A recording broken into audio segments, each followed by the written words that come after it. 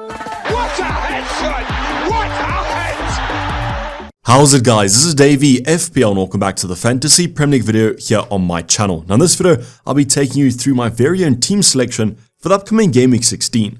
So the quick turnaround from Game Week 15 to Game Week 16 has proved to cause a lot of injuries, and in this video I'll be discussing which players I might be taking out because of them. So now that Game Week 15 is wrapped up, now that the press conferences for Friday are done, I can give you guys the best insight into how I'm going to adjust my squad. So I'll be going over a quick review and giving you guys the update since my last video. We still had some games concluding from Game Week 15, and then I'm going to head into my actual confirmed transfer for Game Week 16, and if I have to take a -4 hit. So if that's something you guys are interested in, sit back, relax, and let's get straight into it.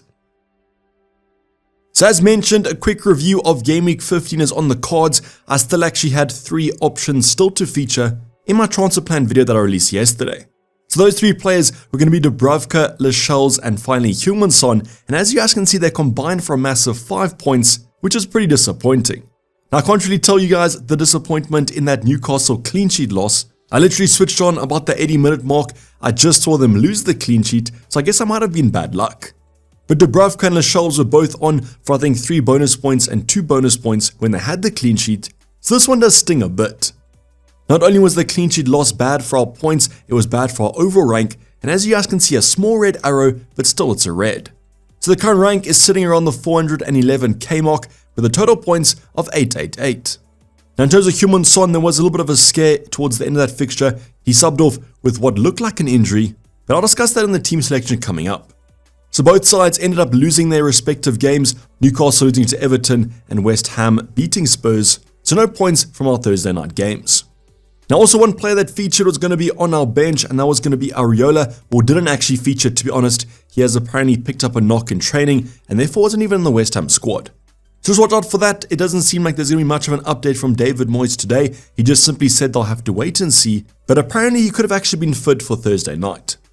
None of our bench options were needed though, with Gay, Taylor both blanking as well as Archer, and the blanks continued into our back 3. So Gabriel and Saliba, as you guys would have seen, lost their clean sheet. Pretty disappointing one as the double up. So the double up from Newcastle, double up from Arsenal wasn't the way to go for. At least in terms of the defenders in Game Week 15, not many clean sheets were had. Then completing our midfield department, we had our captain Mo Salah only getting 3 points, but 3 points this week was actually a haul, especially for our captain. We had Saka, and Mbeumo and Palmer all returning. Saka with the assist, Palmer with the goal, and Mbeumo with the goal. But the big news about Game Week 15 was Mbeumo's injury. It's a very unlucky injury to be honest, especially when you are playing Sheffield United, one of the worst teams in the Prem, in your next fixture. And maybe Mbeumo could have actually had more returns in Game Week 15. At least Cole Palmer outperformed Anthony Gordon. As you guys know, I went for him over the Newcastle man, but we might look to him as an Mbeumo replacement. Then up front, we also had blanks galore. It was Erling Haaland and Watkins. Both these options played against each other. I was hoping for an absolute goal fest. It was kind of the opposite of that with the 1-0 Aston Villa win. But would have preferred if Ollie Watkins at least got us some returns, as most managers went for Darwin Núñez, who racked up a massive 3 points. But as you guys can see, pretty low scoring game week, 35 total points. But when you guys saw this team before the game week, it looks like it was going to be an absolutely massive one. So this week, polar opposite, and you guys will see that in the team selection. The team looks terrible, but maybe this is the chance of a massive haul. Now in terms of our transfer plan, 1 free transfer and 0.5 left in the bank. And on this current squad, what change would you guys make? Also, while you're at it, in the comments down below, let me know how your Game Week 15 went. Was it a green arrow? Was it a red arrow? Because I've actually seen not many greens over on Twitter. Where are you guys sitting in the overall ranks as well? Always like to see how you guys are keeping up this Premier League season. And we are approaching that midway point shortly. But now let's go over our transfer plan, and as mentioned in the introduction, I've actually made one confirmed move. I did this move last night due to the price rises, and it was going to be my Mbeumo replacement. So in the transfer plan yesterday, I spoke about Raheem Sterling, I spoke about Hwang Chan, I couldn't afford Jared Bowen, but the option I settled on was going to be Anthony Gordon. Now first of all, yes, this is the very template kind of replacement for Mbeumo, but template doesn't mean that it's a bad one. And even though Newcastle lost last night against Everton, I still have faith in them for the future game weeks. So yesterday we had news that Mbeumo was going to be missing for a few weeks. Definitely was going to be missing the Sheffield United game. I think even if he missed Game Week 16 only, I'd probably take him out, as Brentford blanking Game Week 18.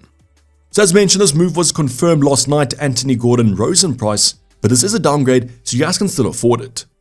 Now other replacements I've already mentioned, Raheem Sterling's fine, a Jared Bowen if you can afford him. But I should expect Newcastle to do quite well over this future run. Now there are some other transfer plans that I could potentially do, for example Heung-min Son, but the Spurs manager today said that he might be fine, they will assess him before the game, so that's enough for me to hold on for him for Game Week 16. Now if we do make another move, I'll either confirm it on Discord tonight or in the deadline stream coming up tomorrow, but as of now, I think the team should be fine. Let me know what transfer plan you guys made for this week. Have you already done the move like myself? And who's your Mbeumo replacement?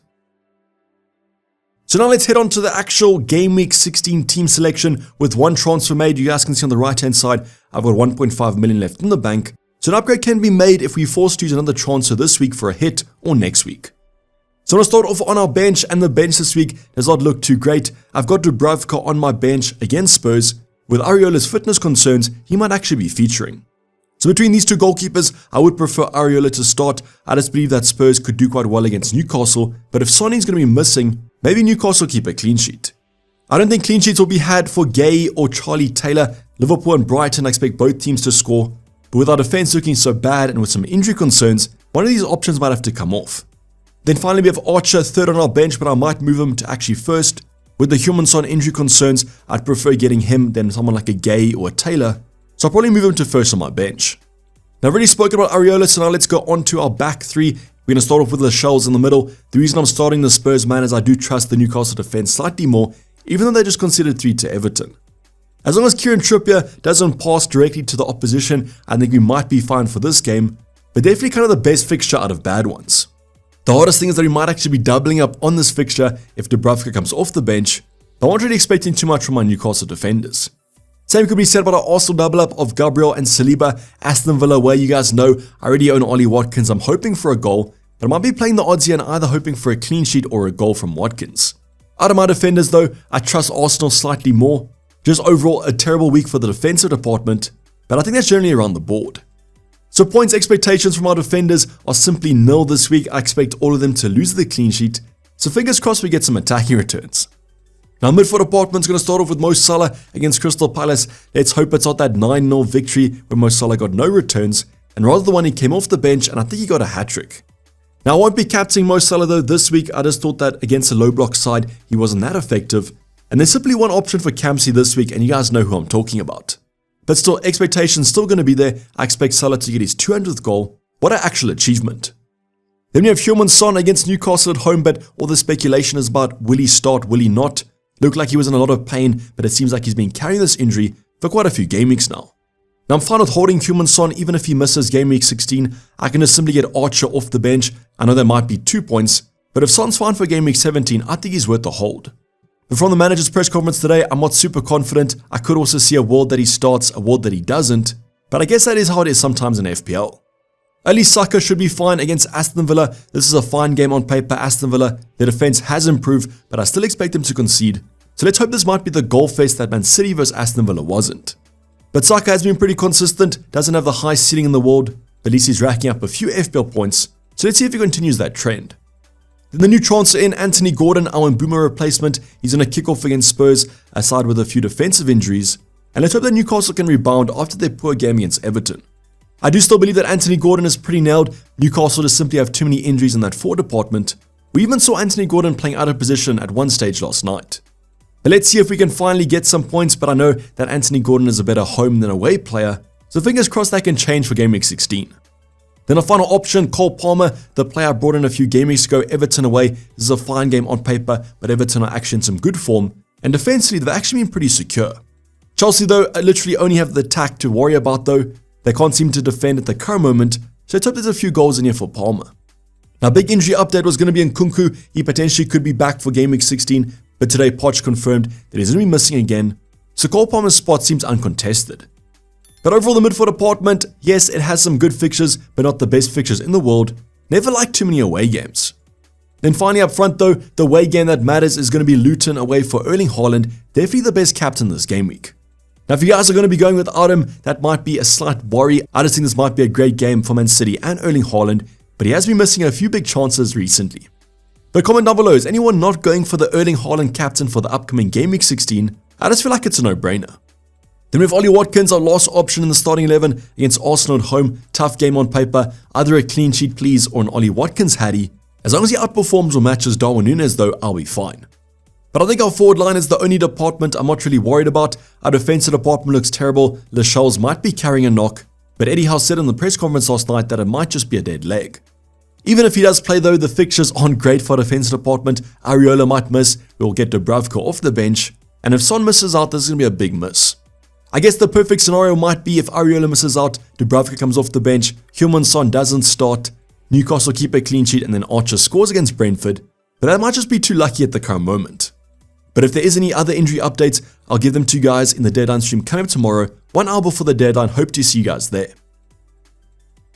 But this is basically going to wrap up the video, guys. Hope you guys did enjoy it. Please don't forget to like the video and subscribe if you haven't subscribed yet. And as mentioned, deadline stream tomorrow. Hopefully I'll see you guys there. But for the time being, I'm signing off. It's been Dayvy FPL, and I'm out. Cheers, bye.